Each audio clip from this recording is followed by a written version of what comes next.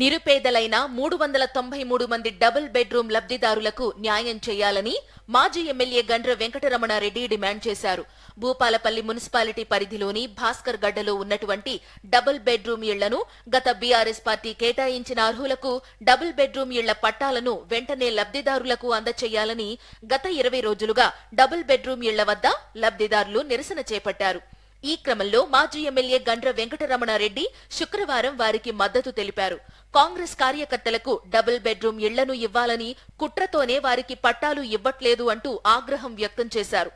నిరసన తెలుపుతున్న బాధితులకు తాను అండగా ఉంటానని, వెంటనే వారికి డబుల్ బెడ్రూమ్ ఇళ్ల పట్టాలను ఇవ్వాలని డిమాండ్ చేశారు. వారితో పాటు భూపాలపల్లి మున్సిపాలిటీ చైర్మన్, పట్టణ బీఆర్ఎస్ పార్టీ అధ్యక్షుడు, vice chairman, floor leader, councillors, party నాయకులు, కార్యకర్తలు, జాగృతి నాయకులు, వార్డు అధ్యక్షులు, టీబీజీకేఎస్ నాయకులు పాల్గొన్నారు. ఎన్నికల్లో ప్రభుత్వం మారడం, స్థానికంగా అప్పుడున్న నేను శాసనసభ్యుడు నేను ఓడిపోవడం, కొత్త ప్రభుత్వం వచ్చి కొత్త శాసనసభ్యుడు వచ్చి స్టేట్మెంట్ కూడా ఇచ్చిన 1 సంవత్సర కాలం పాటు ప్రభుత్వానికి వ్యతిరేకంగా కానీ ఇక్కడ నాయకత్వానికి వ్యతిరేకంగా నేను ఏం మాట్లాడను. 1 సంవత్సరం వీళ్ళు పనిచేయడానికి అవకాశం ఇస్తామని చెప్పి 1 సంవత్సరం అయింది. ఈరోజు కొత్త ప్రభుత్వం వచ్చి 1 సంవత్సరం దాటి దాదాపుగా సంవత్సరం దాటింది. కానీ ఇప్పటి వరకు పేదలు పాపం ఇళ్ళు ఎవరికైతే ఇచ్చినామో ఎలాంటి ఇంటర్ఫిరెన్స్ లేకుండా ఎవరైతే అప్లికేషన్ పెట్టుకున్నారో అప్లికేషన్ అన్నింటినీ కూడా 1కి 4 సార్లు పరిశీలన చేసి అత్యంత పేదరికంలో ఉన్న వాళ్ళకు ఎంపిక చేయడం జరిగింది. మరి వచ్చినటువంటి వాళ్ళందరూ కూడా ఆశపడ్డారు, మాకు ఇల్లు వస్తుంది, మాకు ఇల్లు కిరాయిలు దొరుకుతాయి, ఇక్కడ బతుకు తెరుకు వచ్చినా మాకేదో ఉండడానికి ఇల్లు దొరుకుతుంది, ఒక గూడు దొరుకుతుంది అని ఆశతోటి సంవత్సర కాలం పాపం వాళ్ళు నా దగ్గరకు ఒక 20-25 సార్లు వచ్చింది. నేను కూడా జిల్లా కలెక్టర్ను కూడా ప్రత్యేకంగా కలిసి ఈ డబుల్ బెడ్రూమ్ ఇళ్ళను తక్షణమే లబ్ధిదారులకు ఇవ్వండి, పాపం వాళ్ళు నా దగ్గరకు కానీ ఎక్కడ ఏ ప్రజాప్రతినిధి దగ్గరికైనా పోతున్నారు, మీడియా మిత్రులను కలుస్తూ ఉన్నారు, ఇవ్వమంటే తప్పకుండా అని చెప్పి కలెక్టర్ని కలిసి కూడా దాదాపు 15 రోజులు అయింది. ఇప్పటి వరకు అతి లేదు, గతి లేదు. మరి ఎమ్మెల్యేకు నిజంగా పేద ప్రజల మీద ప్రేమ ఉంటే నిజంగా వీళ్ళకు తక్షణమే ఆ రోజు ఎంపిక చేసిన జాబితాలో ఉన్న లబ్ధిదారులందరికీ కూడా ఇళ్ల పట్టాలు ఇచ్చి గృహప్రవేశాలు మళ్ళీ ఆయనకు ఓపెన్ చేసిన వాటికే ఓపెన్ చేయాలనే సోకు బాగున్నది. ఆయన నిజంగా కావాలంటే మళ్ళీ ఒకసారి ఓపెన్ చేసి ఒక ఫోటో దిగమని వాళ్ళతో కలిసి భోజనం చేయమని. అది కాకుండా మరి ఈరోజు వాళ్ళ కార్యకర్తలకు ఇవ్వాలనే కుట్ర, ప్రతి వార్డులో 10 మంది ఇష్టదేపులు నేను ఇస్తా అని చెప్తే ఈరోజు వాళ్ళ కార్యకర్తలు ఒక్కొక్క లబ్ధిదారు దగ్గర డబ్బులు వసూలు చేసినట్టుగా మాకు సమాచారం ఉన్నది. అది ఇవ్వలేకనే ఈరోజు ఈ జాప్యం చేస్తూ ఉన్నాడు.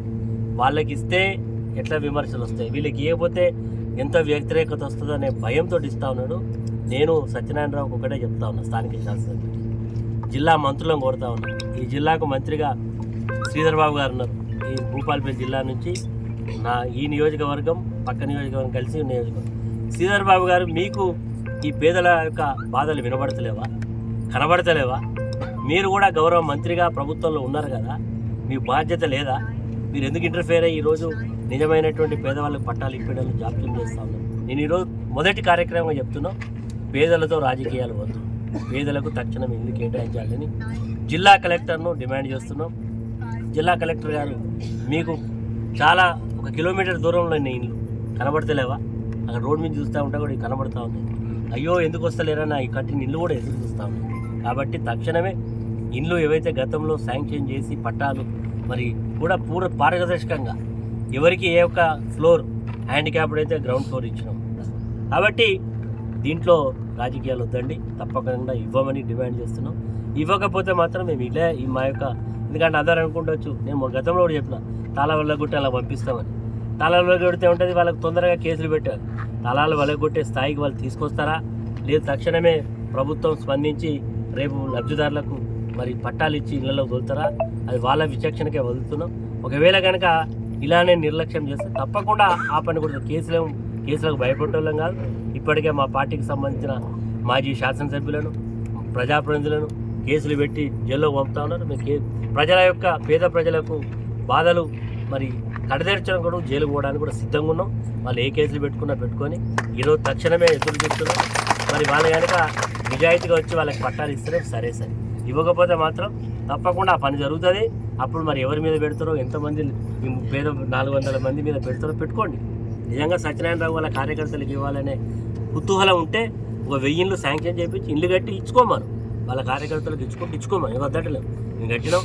గతంలో అక్కడ ఒక 500 కట్టినా పారదర్శకంగానే ఇచ్చినాం, ఇక్కడ కట్టినా ఇచ్చి పారదర్శకంగా ఇచ్చినాం. తక్షణమే ఇళ్లను పేద ప్రజలకు కేటాయించి వాళ్ళకు అసౌకర్యం లేకుండా చూడాలని డిమాండ్ చేస్తున్నాం.